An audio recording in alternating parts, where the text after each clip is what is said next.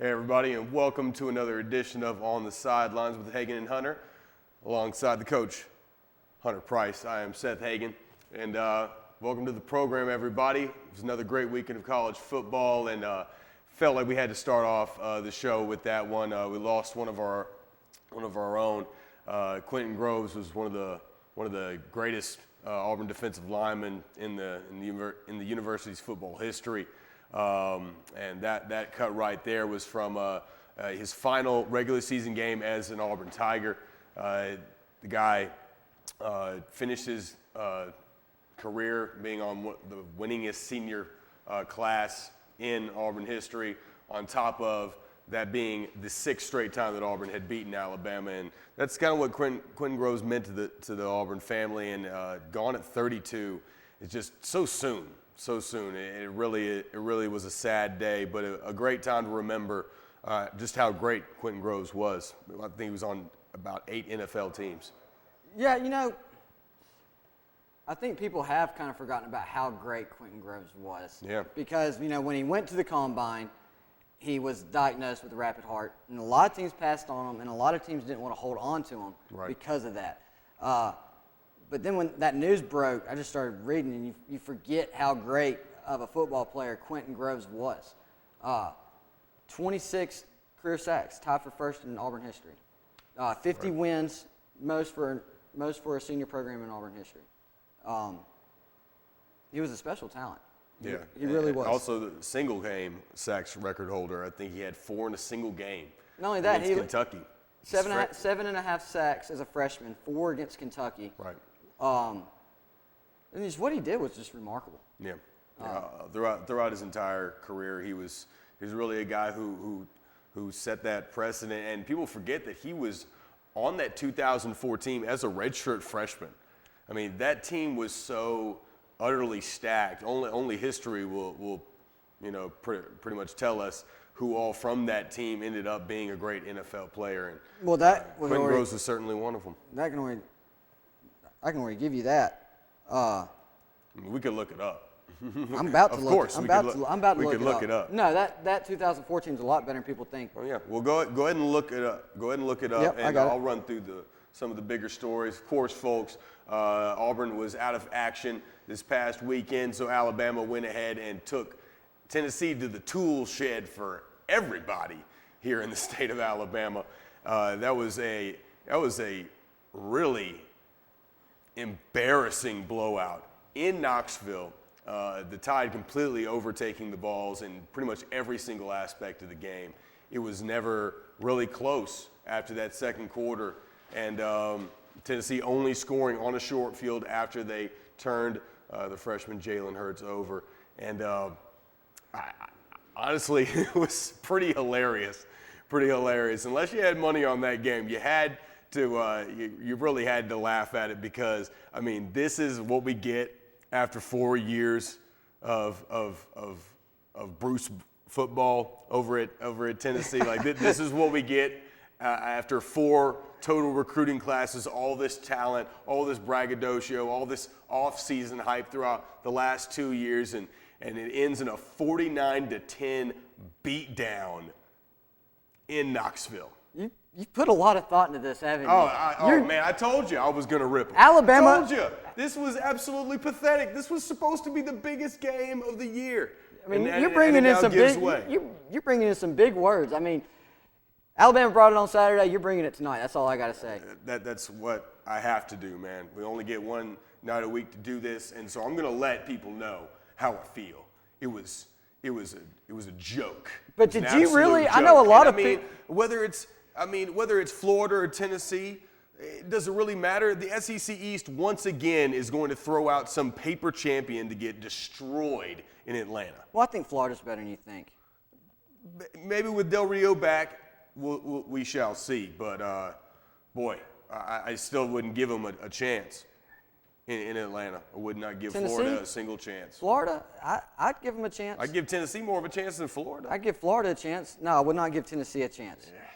Yeah, it's another. Tennessee does not. It's in the books for the West. No. If Luke Del Rio is the starter at Florida, Tennessee has 3 losses right now. 2 of them at home. All right. We'll see what happens.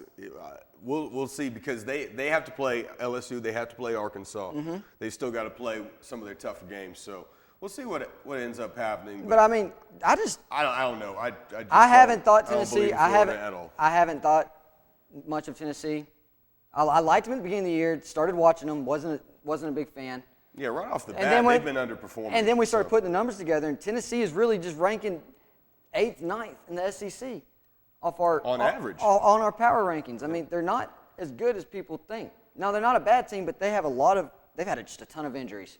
A lot of deficiencies. And I feel in like certain areas they're key. I feel like Dobbs hasn't stepped up to be a leader. And I feel like that team doesn't know who its leader is. Yeah. Can you tell me who the leader of that team is? No, because Jalen Hurd got hurt. Derek Barnett seems to step up, but then he goes away in lots of spots. So he's off and on. So you're right. I mean, this team is looking around for somebody to lead them, and Butch Jones is not being that guy either. He's got this lackadaisical attitude. He's just patting them on the butt, telling them that's all. It's okay, guys. Well, it's not. 49-10. It's not. It's not. It'll never be okay. Okay. Again for another 3 or 4 years starters, because Tennessee's going to have to fire this guy too. I thought the game was going to end up like it did, and I said it from the get-go. Alabama was going to beat the crap. Is this not a fireable offense after 4 years? This is what you have for us? No. A 39-point thrashing? No, I mean, he's done a good. Remember what Tennessee was when he took over that program. Looks like they're still there. For a 49-10 beatdown, you're not much better. No. You already said that they should have 3 losses. They should have 4 losses with Georgia. They should have 3 losses. How awful would they be at 5 and 4? They should have 3 losses, but that's the 3 teams in the top 15. Yeah, I mean they've had a tough schedule, and they get a complete downhill schedule from this point. But they could literally be 3 and 4. This is what happens to coaches, though. 3 and 4. This is what happens to coaches, though, when you get overhyped. Tennessee, I'm sorry, they were overhyped. But for good reason, because they've been getting top recruiting classes. And they got Bob Shoop from Penn State. And they had all these guys that they brought in. And they had all these guys that were supposed to be top-tier NFL players. And I'm not going to sit here and make excuses, but look how many injuries they've had. Right. I mean, look at what Butch Jones took over, what he had to do to get it there. That was a rebuilding process. That wasn't going to be turned around in 2 to 3 years. It was going to be 4 years, and I feel like he has turned it around. But turning it around doesn't mean that I'm winning the SEC championship or it's nothing. Turning it around is we're a 9-10 win football team, and that's what Tennessee is. They're a 9-10 win football team, but they're not as good as Alabama, and they have issues. Just plain simple, they do. They have issues. They have these great recruiting classes, but also they have a strong senior class, no depth behind it. And you have, 7 guys out for the season that were starters? It's close. I mean, you got the defensive lineman that was let go. You got Karen Maben. You got let's see. There was a 5-star receiver that just left the team up and left out of nowhere. Had 5 catches in the first half of their season opener, but since has only caught the ball I think another 5 or 6 times. So he decided to leave. But still, that was the second best wide receiver in that recruiting class. There's no excuse when you have Alvin Kamara and Jalen Hurd to have 32 net rushing yards. Did not use Alvin Kamara at all. No. I'm not going to say at all, but it's certainly not to what you had. He had over 250 yards of offense against A&M. And against Alabama, you're only going to trot him out there for 8 carries, and he gets 4 targets as a receiver.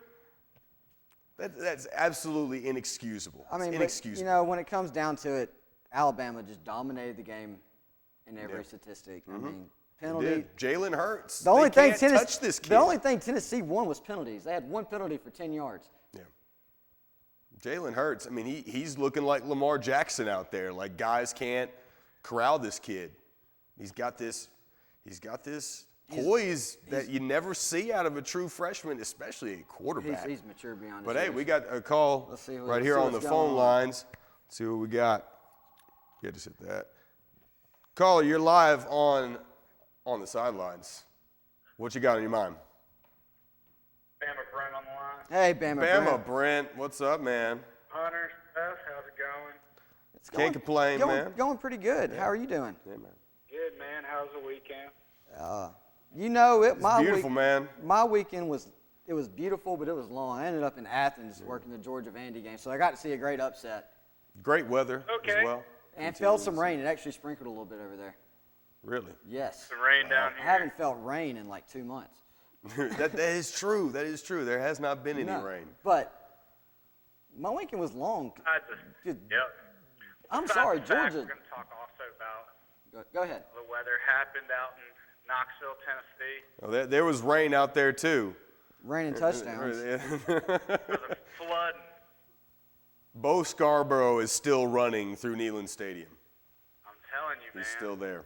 And Jalen Hurts as well. They're running in tandem through the streets of 109, Knoxville. I believe he had, 109 rushing yards. Bo Scarborough. Yeah, and just Threw 5 out carries. last week. When are we going to see something happen from Bo Scarborough? That was it. Yeah, but it wasn't out of those. It was a short burst, Out of those but it was 109, also was it- after the game was decided. Out of those 109, wasn't one of the carries 85 yards? Yes. Exactly. So there you go. I mean, that's a great play to have a huge impact on his yardage. I mean, yeah, but it's kind of skewed because he had 5 carries for 109, so he had 4 carries. What's 85 minus 109? Right. I will give I mean, you that's still not a bad average. It's still like 6-7 yards per carry on just those 4. Yeah. Like- I mean, at that point, they had beaten down Tennessee.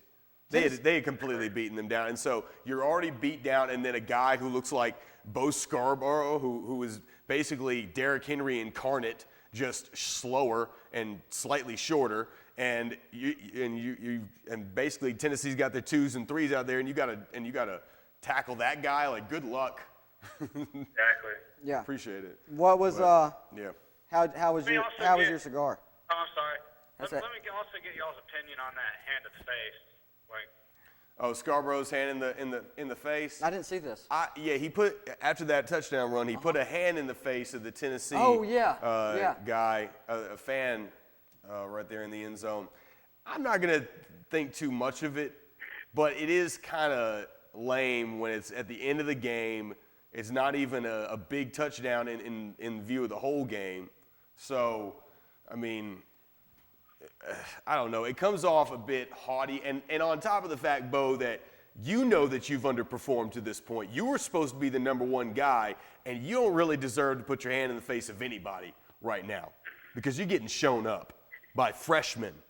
Oh, I have on no Alabama's problem with team. it. I thought he was being generous. He was like, "Here, you want to touch greatness?" exactly. The Tennessee fan missed out on a great opportunity. He did say that he should have high-fived him. Yeah, I don't afterwards. see any problem because I know what you're talking about now, and I kind of watched it, and it didn't really seem like anything to It me. doesn't come off well, but I mean, he it's wasn't not a big deal He at the wasn't same celebrating. I mean, the Doesn't dude matter. scored a touchdown, 85 yards. Be happy. time. By the way, Jalen Hurts has rushed for 428 yards this season. Wow. That's That was great. crazy, And man. the thing about it, It's got- it's smart running. It's insane what I've seen. Yeah, Great he athletic. knows when to go. Super strong. Unbelievably strong for a freshman. It blows my mind how, I mean, I think the boy can squat, like almost 550, 600 pounds? Yep. If not more than that. Yep.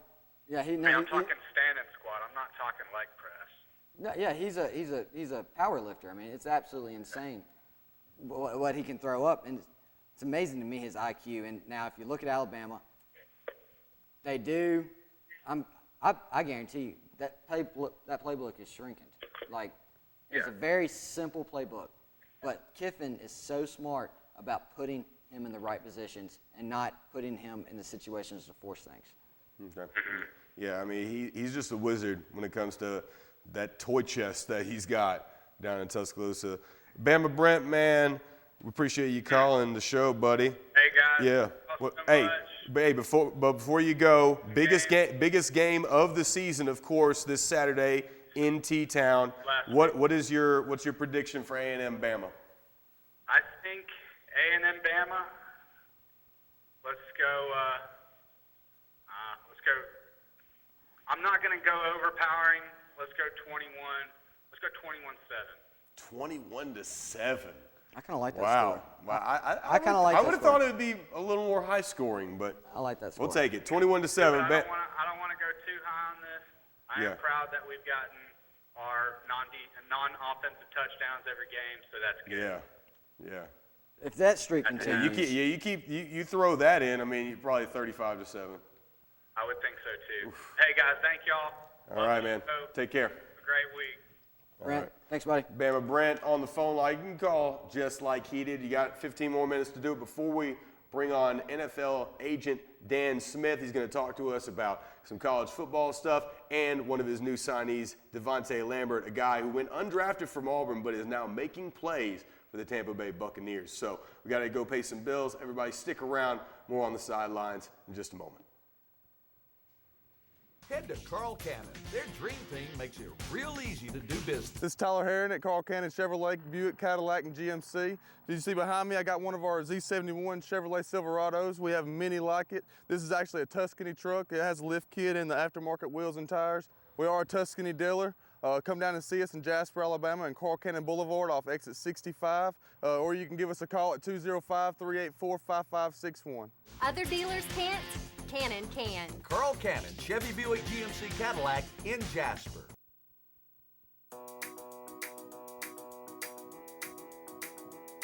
Every day, students at Bevel State Community College tell their own stories. They tell them through the accomplishments they achieve, the choices they make for career success, and through recommendations they share with friends. With 5 locations serving 7 counties and tuition lower than other colleges, now is the time to start writing your own success story. Your story starts at Bevel State. Ready to Work Trucks in Summerton is just that. The place to go from anywhere in the country to find good used trucks for any need. Brian and Robert Harlan and their staff will assist you with financing and delivery. Brian is a 3-time National Truck Salesman of the Year and a 5-time Kenworth Walk-Around Champion with 30 years experience. Ready to Work Trucks, more than just a slogan, a business guarantee. When you buy a truck from Ready to Work Trucks, everything works. All lights, all gauges, all switches, brakes are good. You can go anywhere in the country or on the internet and you can buy you a used truck and it's ready for you to go home and work on it. Or you can come to Ready to Work Trucks, where everything on our trucks work. And the horn blows, the brakes work, the tires are good, the kingpins are good. Hey, come visit us on Old 78 Highway in Summerton, Alabama, small town, big business. Come see us. We'll see that Ready to Work Trucks is more than our slogan, it's our business guarantee.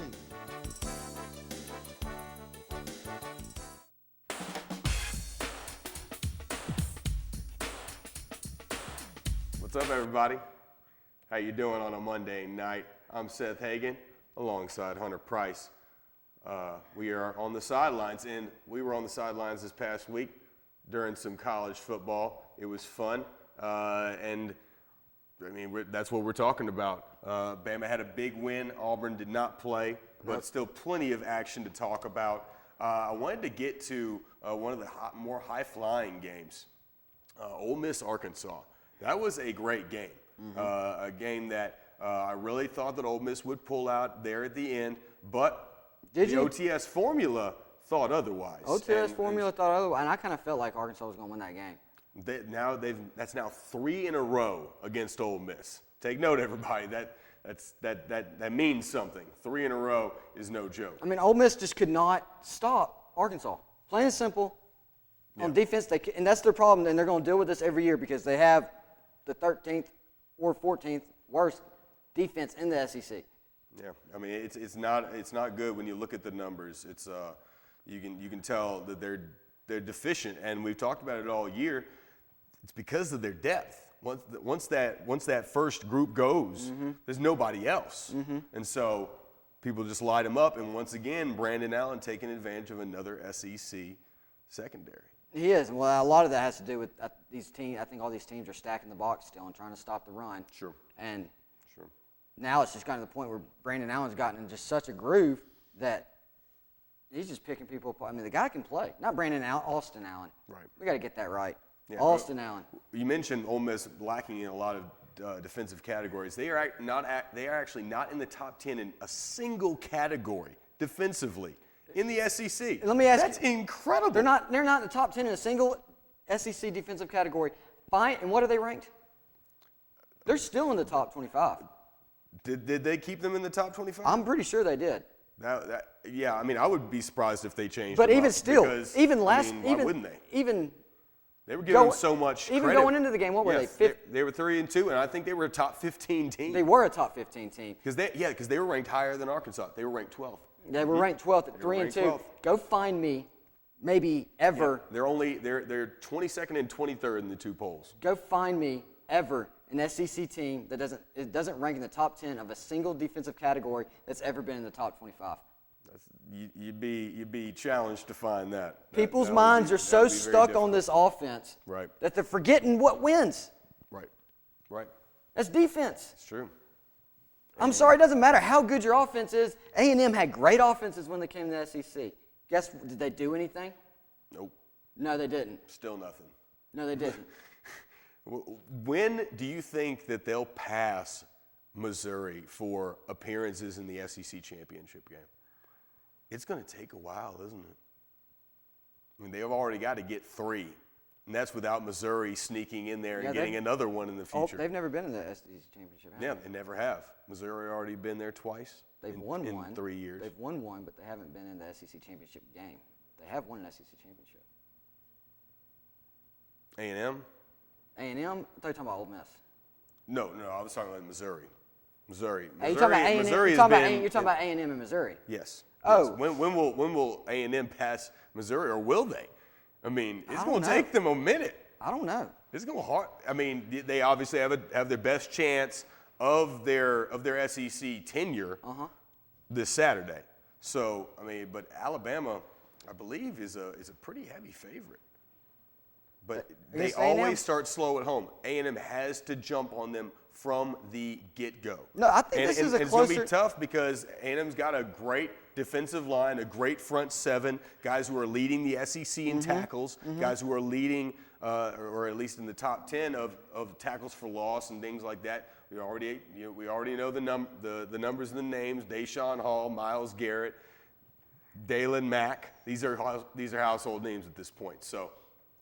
Yeah, I mean, but they still don't have that great of a defense either, though.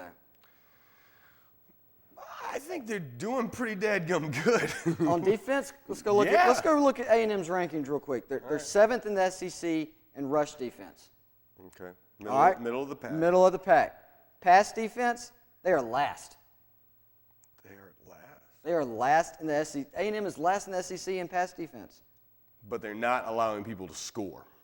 They're 5th in scoring defense, and that's what matters. That's what matters. They're 5th in scoring defense, but they're 12th in total defense. Yeah, they are letting people get yards between the 20s, and that is problematic when you have a guy like Jalen Hurts who can extend plays all day, every day. So and it's like that's interesting. You know, it is interesting, and it's like everybody's like, oh, look, they scored 40 points. Yeah, they're a top 15 team. No, they're not. Play some defense. A&M, which I do think A&M's defense, it's not like it's a bad defense, but it is a bad defense. Right. It was. It used to be horrible. I mean, these guys would lead the league in missed tackles every year, and only Johnny Football could save them. Well, it was just undisciplined. Yeah, but what I love so much about this matchup is these stats right here. We're going to get to see number 1 versus number 2 in sacks, number 1 versus number 2 in tackles for loss, and number 1 versus number 3 in turnover margin. I mean, it's going to be a hellacious matchup. No, I really think this is going to be. Somebody's going to get lit up. Multiple people are going to get lit up. It's going to be a clash of the Titans. No, and we're going to see who emerges from the smoke. I think this is going to be a great game. Yeah, it's going to be. I really think I thought Alabama would crush Tennessee. I don't think they crush A&M. I think they beat A&M. No, they're not going to crush A&M. I think they beat A&M, but I think it's going to come down. It's going to be a nail-biter. It's going to be a close game. In my opinion, I think it's going to be like Alabama-Tennessee last year. Okay. Where you look and you're like, how did Tennessee not win that game? Yeah, had their chances. And you got to think that Trevor Knight right now is probably a lot better than Josh Dobbs was last year. Worlds better, and worlds still better. And a better thrower, and potentially an even-keeled runner. I mean, he's getting. I bet you Trevor Knight has more rush yards than than Josh Dobbs does right now. Oh, yeah, of course he does. I'm about to pull that up. Right now, he's second in the SEC in total offense. He gets 337 yards a game. He gets it done. I mean, he's putting up. He's not scared of Alabama. He's putting up great numbers. He's fourth in the SEC in scoring. He's second in total offense. Let's go rushing. Where's it at? Where's it at? Come on, guys. Where is it at? Where'd it go? Where is it at? It's gone. Can't find it. Oh, boy. Real quick, though, I do want to – Ohio State made a great comeback at Wisconsin over the weekend. I have to give credit where credit is due there because they were about to get dropped out of that playoff picture and saved their own skin, did it in overtime. Wisconsin is for real. That defense is for real. So they are. It'll be interesting to see. I mean, their coordinator obviously left to go to LSU. I wonder how good LSU's defense is going to be here in a little bit because they have been showing up and showing out. Pitched a second half shutout of Southern Miss, who is no slouch. And, of course, we all saw them beat down Missouri just a few weeks ago. So no, this is definitely a better LSU team, hands down. And I think you saw the talent all along. They just needed a culture change real quick. And Ed Orgeron is a guy. And really, in my opinion, I'm starting to think it, and I kind of felt it as soon as he took the job, he should have the job. Yeah, it makes the Wisconsin loss a whole lot easier to swallow LSU now, doesn't because need that was to an unranked team. Now we recognize Wisconsin really is probably a top 15, top 10 talent. LSU is a program that doesn't need the big name coach. Right. It needs an LSU guy that knows the culture in the area, that knows who to hire, and he has that. He's got great assistants. He knows the LSU culture. He can recruit better than anybody in LSU. And an LSU program can stand on its own. No doubt. Orgeron's the guy that you look at what he did at Ole Miss and say, oh, he was horrible at Ole Miss. Do you know what he took over at Ole Miss? Yeah, I mean, it was a joke. It was pretty. USC was in the midst of sanctions. The same thing. Well. Butch Jones. Butch Gerald. One of my college coaches. Okay. One of my college coaches, and my dad was talking to me about him today. Nice. Butch Jones. But Butch Jones, he got more time at Tennessee than Orgeron did at Ole Miss. You never gave him a chance. And then look what he did at USC, turning around and taking him straight to the he turned that program around, from what I remember. They had a good year, and that was with on a shorthanded roster. That was, obviously due to the NCAA sanctions that USC received. So, yeah, you're right. Ed Orgeron is a good coach, and now that he's found his way back to Louisiana, it could be something special. I think he is a good coach, not a great coach. Mm-hmm. But sometimes it takes a good coach finds that perfect fit. And finds those great coordinators, too, that he can basically, just run the team and let the football stuff be handled more by the underling. Anywhere else, it'd be like you're hiring Ed Orgeron, and I would do the same thing. But LSU, it just makes sense to me. Right. It does. But we need to get to commercial break. We're going to go pay some bills. Yes, because we got Dan Smith on the way. He's going to talk college football with us, college football prospects, maybe get some preliminary NFL draft stuff. I don't know. NFL agent Dan Smith represents Devontae Lambert.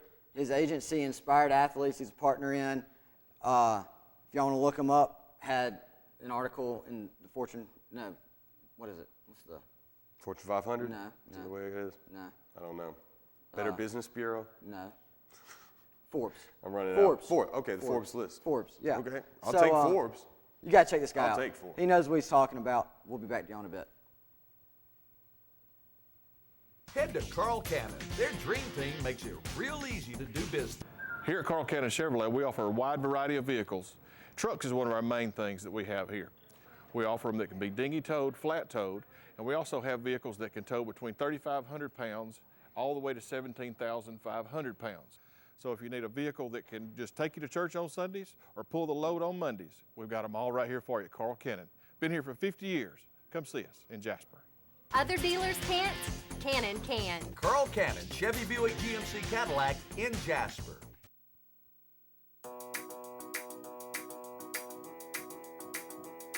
Every day, students at Bevel State Community College tell their own stories.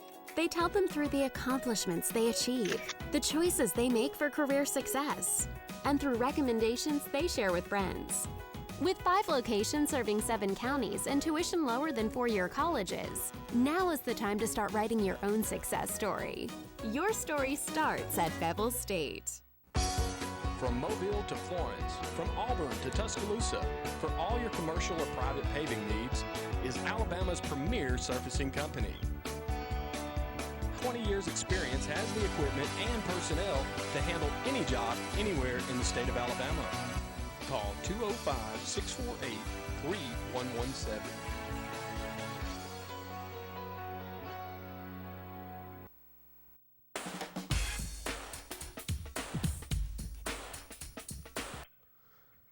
What's up, everybody? On the sidelines here with you, alongside the coach Hunter Price. I'm Seth Hagan.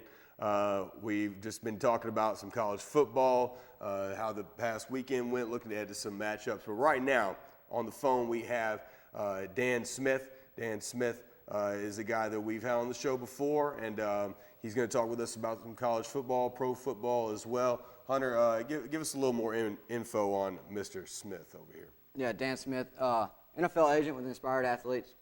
It's a partner he started with Dan, I believe, you correct me if I'm wrong, with Dave Schemer. Am I correct on that? Yep. Yeah, that's right. That's right. And represents Devontae Lambert, one of our own, and who's come out and really. Yeah, a real success story. He has. An undrafted success story. He has. But Dan, thanks for joining us, man. So far, looking at this season through 7 weeks, what has been your thoughts? You know, it's as competitive as ever. I think every week has 2 or 3 games that just kind of make you shake your head, and it's been exciting. It's exactly what you would hope for a college football season. No, it really has. It's we've had some great games, and I know that Tennessee-Alabama game made me shake my head and do a couple other things too. There's still a lot of teams alive in the playoff right now, even the one-loss teams. You could argue that 8 or 9 teams that still can make it in. No, I mean you really can. I mean, you look at it, you can argue there's 3 teams still in the West that control their own destiny for the SEC West title. Really 4, if you look at it. True enough. No, Arkansas doesn't. They have 2 SEC losses. But Auburn, A&M, and Alabama all control their own destiny for the SEC West title.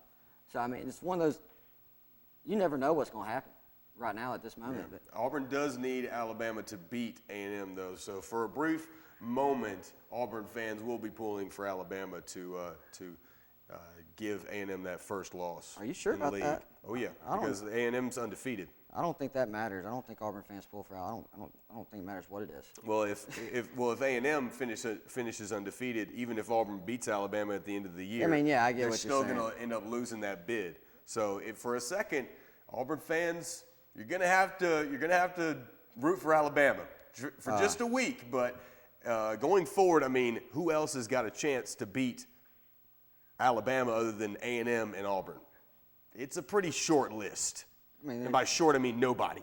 Yeah. Nobody. But Nobody's there. talking about Alabama, Dan. I'm interested to see how this LSU-Florida makeup game impacts the rest of the schedule, because they were counting on a cupcake for teams that week. Yeah. They had to cancel their contracts with one was South Alabama. LSU had to cancel that, and then Florida, I think, had to. It wasn't that big of a game. It was Presbyterian. Yeah, but it's too bad about South. They're gonna get a chance, I guess, to play LSU next year. But they were playing so good. I wanted them to get a shot at LSU. Yeah, I did. But talking about those games, Alabama. Have you ever seen anything like this with these defensive touchdowns? No, they're on fire. They're on a roll, and I think you have to attribute a lot of that to coaching and film study. They seem to be in the right place at the right time. They anticipate well. Saban and those guys have those guys dialed in. No, they really do. And I thought it was interesting you brought up the way they practice and film study. How do teams, are they able to really practice for returning interceptions? Because it's almost like it's all planned out. Like the blocking is always there. It's no one's looking around like, oh yeah, we got an interception. We got the ball, let's go. Yeah, like it's time to score. They were talking about it. I can't remember what show I was watching, but they were talking about how even in practice they're just picking up balls that like could have been fumbles, and they're just taking them to the end zone. Well, I mean, like, that is their mentality throughout the game. How do teams approach that, Dan? Well, a lot of teams do practice change of possession, right? Mm-hmm. So first off, you need to know the rules, because you can't block below the waist, so you can get a pick six taken back. So you got to understand the situation. You got to understand the rules. Usually, what you're taught is to get to a sideline because it's easier to set up a wall that way.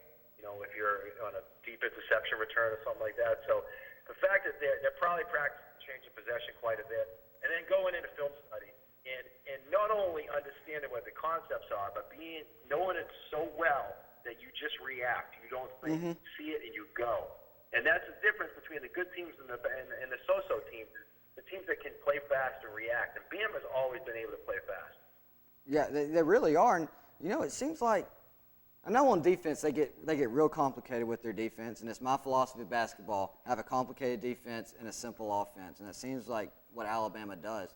But it's almost like the way their players play, there's nothing complicated about it. Yeah, they know their role to a T, and they understand that one player's big action can affect the next play or the next even moment in one play. I mean, one guy beats a guy on the defensive end, alters the pass, or makes the guy throw the ball a little bit earlier than he wants to. That gives the secondary a chance to jump that route and make that interception and take that thing to the house, and that's what they do. I mean, Eddie Jackson, he's reaching all-time status as a Bama returner. Yeah. I can't remember for the life of me who that great returner was for them like 4 or 5 years ago. It was a Harvey Arenas. Yeah, exactly. Arenas. I think he's reaching Arenas status. I think he's past it. But is there anybody on Alabama's team, Dan, that has really improved their stock more for the NFL than Eddie Jackson? What were their thoughts on Eddie Jackson going into this year? Well, in general, recently there's been a little bit of question mark on the coverage skills of some of the Bama safeties, right? Mm-hmm. So they're looking at, this question mark on, do these guys get a little, too grabby? Are they, there are too many PIs out there? Who's the guy, the first-round draft pick that for the Jets that didn't make it? Cyrus Jones. Oh, D. Milner? Yeah, D. Milner. So, and the jury's still out on some of the guys like Cyrus Jones. So, see how it shakes out. Has Eddie Jackson stepped up tremendously? And from what I'm hearing, it's not only on the field, but it's just the leadership in the locker room and a lot of those types of intangibles that you really can't put a price on. And you might find this, hard to believe because he was rated so high coming into the season. But every time you turn on the game film, Reuben Foster's making plays everywhere. So, and he reminds me of a C.J. Mosley type player with the speed and the ability to cover ground. So, I think he's helped himself out quite a bit. Yeah, I agree. Reuben Foster really has, because, really before coming in this year, the coaches were high on Foster, but looking at what he had done, it's kind of like this guy's been a bust after all the hype. Yeah, he was underwhelming, and he could always deal a big hit, but it was like, when is he finally going to get on the field and do something? And there was a long waiting list there at linebacker. We knew that, which was why it was interesting why he flipped from Auburn to Alabama. He could have been playing on Auburn's line for the last 3 or 4 seasons, debatably, but he has now fully come on, and he's primed. Mm-hmm. And I think one of the feature front guys in the front seven for them. But there are so many of them. Dan, in the Iron Bowl, the front seven. It's like a coach's dream with all the guys that they've got. We know some of the bigger names like Jonathan Allen and Carl Lawson and Montravius Adams, Tim Williams. Who are some of the guys that you're looking forward to seeing that aren't some of the bigger names from the Auburn-Alabama matchup? I'm looking at Montravius on the Auburn defensive line. I think he's a guy that is he playing? First off, right? Is he in the game? Second of all, if he is in the game, it's good to be able to rotate through a guy that's 300 pounds to give Montravius and some of the other folks a little bit more of a breather. The one thing I noticed this year with Montravius is that there's more depth on that defensive line than they've had in a long time. And I think a lot of those guys are playing at a higher level because, their reps are monitored a little bit more. I mean, you saw Montravius last year. He was on the field pretty much all the time. He still gets a tremendous amount of snaps, but they were able to spell him from time to time and get the most out of that kid. And I think testament to him is that he looks like his cardio is in so much better shape than it was last year. I mean, he's running to every ball. He's making plays, sideline to sideline at times, especially in the LSU game. So, that's a guy I'm looking forward to seeing. Yeah, I mean, he looks slimmer to me. Oh, absolutely. He's so much faster now. I mean, he is ripped up. He's ripped up. No, Montravius Adams has had a huge year. And I think, like you said, Dan, a lot of it contributes to the better shape he's in, but the depth that Auburn now has at the defensive line. Looking at the SEC and more across the country, kind of tell us, we're here down south. You live up in Boston. Give us the eye on the Big Ten and kind of Ohio State and Michigan. Yeah, what was that about Ohio State and Michigan? What are your opinions on them? You're a little closer to where they are, so I'm sure you see them more than we do. I've yet to be able to catch a Michigan or Ohio State game, but I see them ranked in the top 5.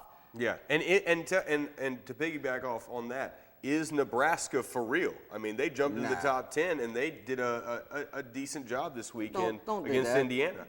Indiana. Don't put Nebraska in there with that. Come on! I think they've done a good job. No, I don't. I think they're a good team. I think they go in Nebraska. I think they're a good team. I think they're going in the right direction. I don't put them in the same league as Michigan and Ohio State. I have a good little outlook into Michigan. A good buddy of mine started a quarterback there for quite some time, and has really kind of talked to me for a while now about the culture that Harbaugh's brought in. I think one of the biggest moves that Michigan's made in a long time is when they brought Don Brown in, the defensive coordinator, because he has changed the attitude there. They are an attack-first defense. They aren't, years, especially with the Brady Hoke regime, they were bend but don't break.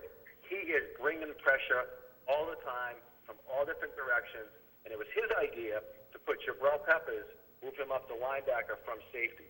So I think from a Michigan standpoint, they're extremely strong on both lines. I think they got playmakers all over the field. They have the best tight end in the country. Jake Butt is the best tight end in the entire country. I know people might say O.J. Howard is.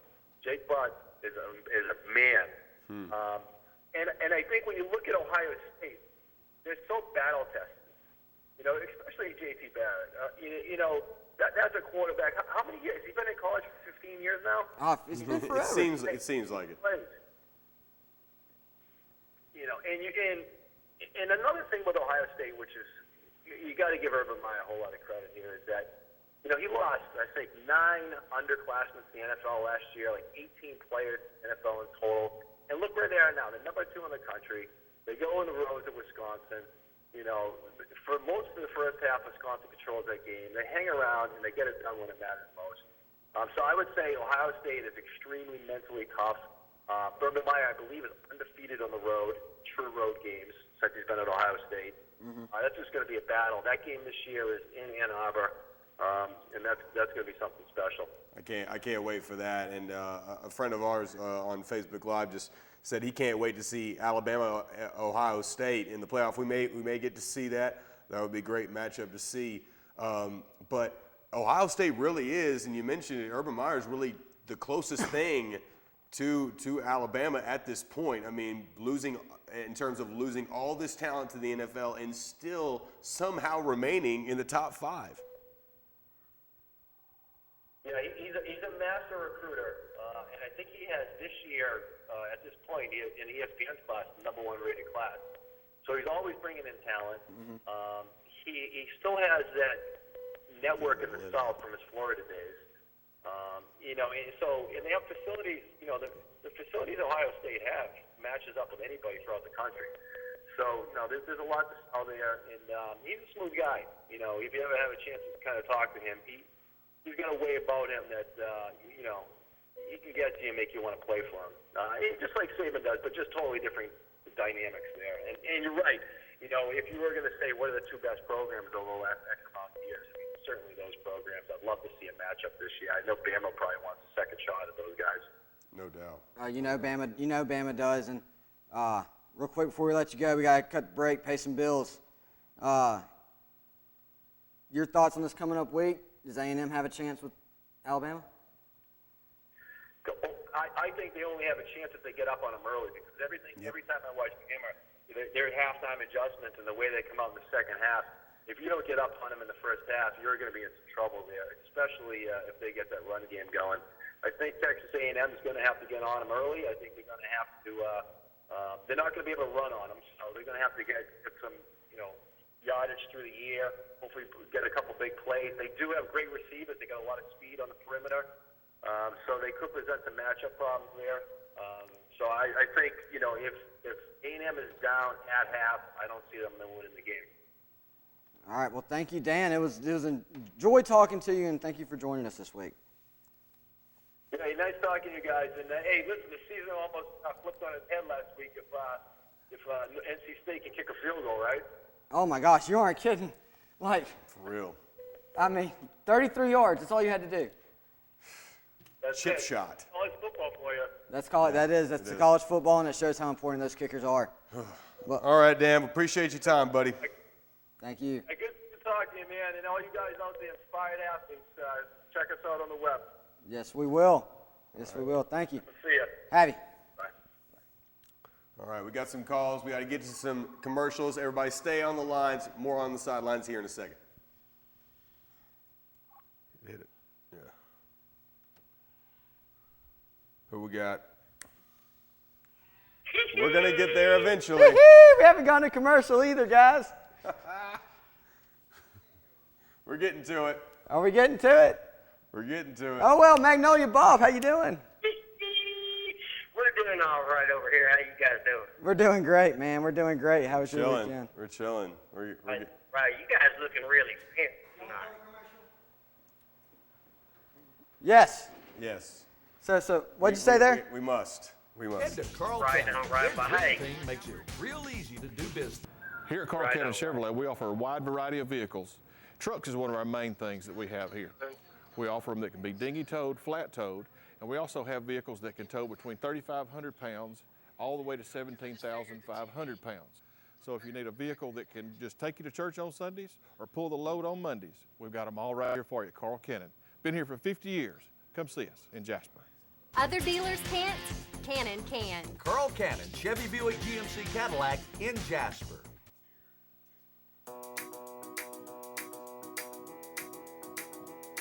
Every day, students at Bevel State Community College tell their own stories. They tell them through the accomplishments they achieve, the choices they make for career success, and through recommendations they share with friends. With 5 locations serving 7 counties and tuition lower than 4-year colleges, now is the time to start writing your own success story. Your story starts at Bevel State. From Mobile to Florence, from Auburn to Tuscaloosa, for all your commercial or private paving needs, is Alabama's premier surfacing company. 20 years experience has the equipment and personnel to handle any job anywhere in the state of Alabama. Call 205-648-3117.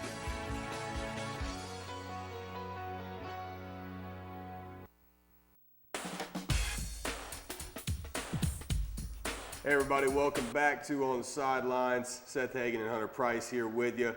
Make sure you can hit the phone lines, 1-888-242-8517 to get your thoughts in. We've got a caller here on the line right off the top, Magnolia Bob. What's going on, man? Hey, boys, we're doing really well today. I had a good day. It's too little warm, but good day. It was a little warm. How was your weekend? Weekend went pretty good. Tide rolled on, and that's all right with me. That's all right. Now, looking back at it, I'm pretty sure your score prediction was a lot closer than Wesley's, wasn't A it? little bit closer. What did you say, 52-0? 52 nothing. We maybe give them 3. 52-0, maybe It give was them closer than we thaught. I mean, A little bit closer. It was really close to that. it really was. It really could have been that bad. I mean, if Tennessee doesn't turn Jalen Hurts over and get that short field touchdown, they literally only scored 3 points. on any kind of serious drive against Alabama. That's crazy. It could have been 49-3. Yep. Ugh. Yeesh. Or 52-0. All right, so Bob, obviously A&M comes to T-Town this weekend. Similar beatdown? Is it closer? What do you think, man? Well, you know me, 52-0. 52-0. Again, back to back? Man, that's gonna be my prediction every week. All right, so we'll just go ahead and we'll just go ahead and mark you down for 52. And he's probably going to come a lot every closer week. than most everybody else Awesome. on every game. And good stuff. that boy was that night boy. That night boy, yep. That's a solid man right there. He's good. He's got a good heart and a good arm and so forth and so on. But he's going to get shut down?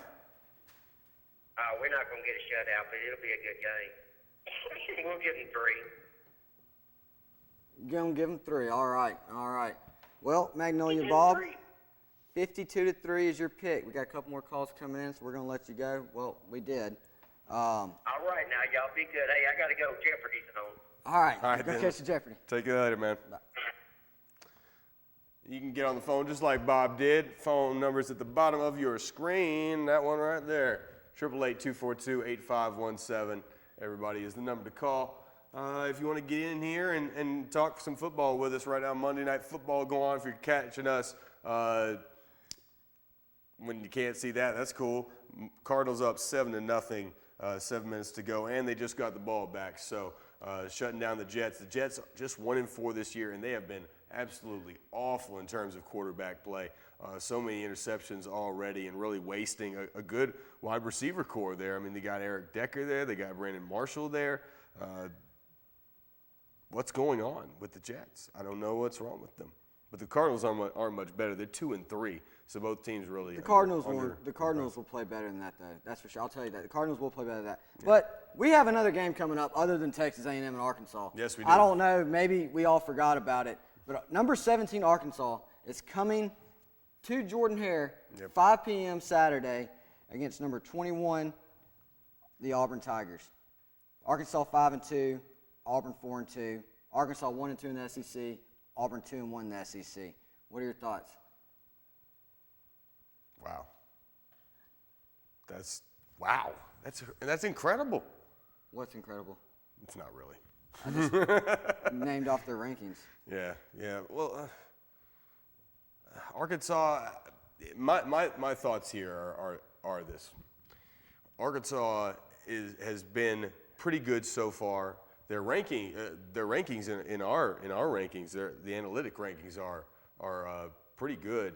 And I believe did they jump Auburn, or was it somebody else who jumped Auburn this week? Because Auburn was 4th last week in our rankings, and I believe somebody jumped them. Might be Florida. LSU. Might be Florida. LSU. LSU did? Yes. Okay. Well, rankings are Alabama 1, A&M 2, Florida 3, LSU 4, Auburn 5, Arkansas 6. Wow, so we're really going to see, we're going to get to see 1 versus 2 this weekend, and we're going to get to see 5 versus 6. That's a great weekend so far. No, but yeah, you're right, and this is an interesting matchup. This is the first true road game for Arkansas coming in. This is the 5th time in the last 8 games that they have faced a ranked opponent.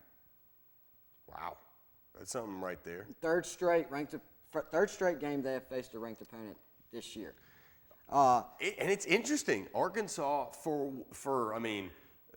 one of the few teams to come off of an Alabama week and pull off a victory. Now, they did play at home, and I think they will be spinning their wheels against Auburn, honestly.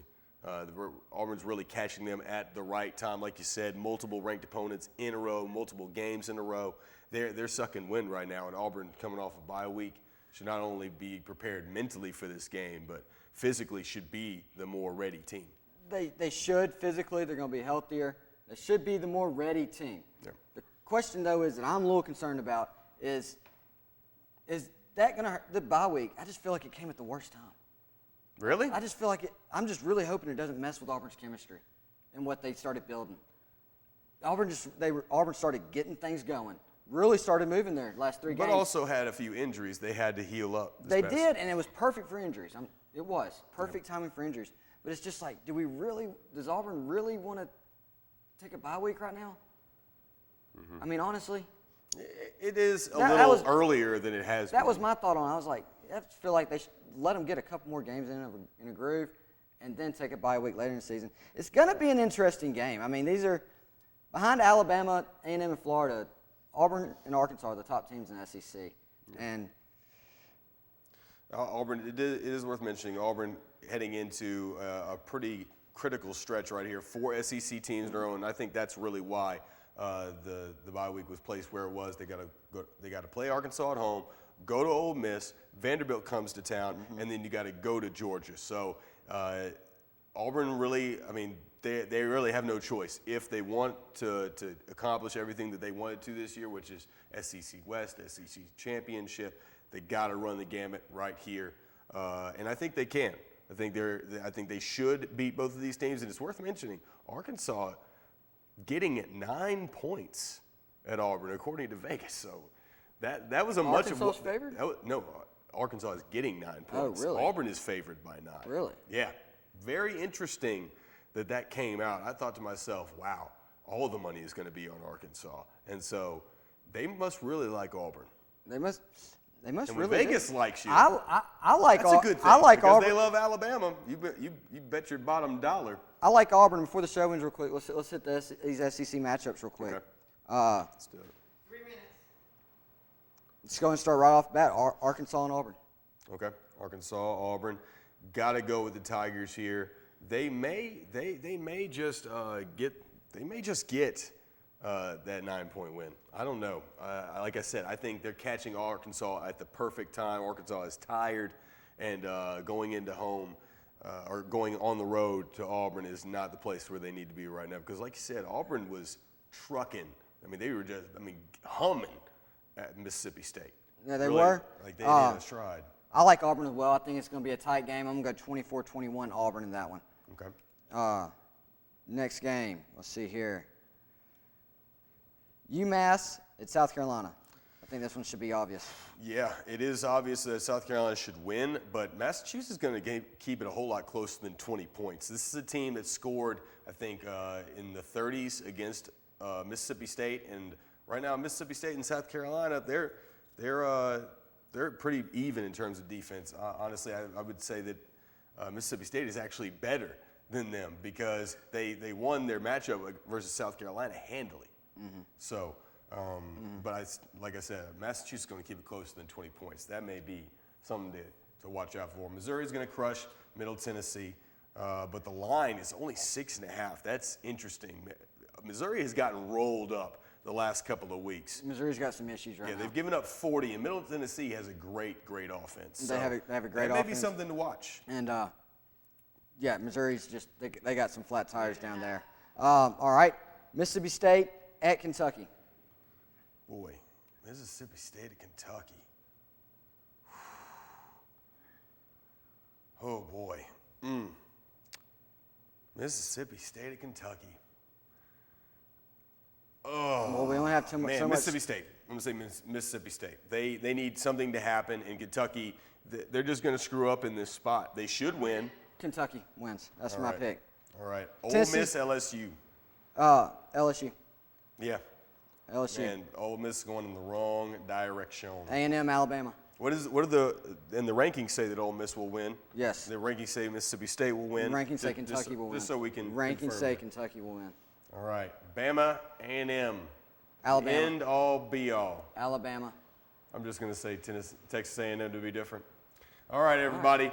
Show's about to end. Thank you so much for tuning in. We'll be around same time, same place next Monday, or you can tune in on Tuesday or Thursday mornings at 8 a.m. to catch us there. So, for all of us here at ACN, I'm Seth Hagan. Hunter Price, take us out. Folks, thanks for joining us tonight. Use the game. Don't let the game use you. Take care, everybody.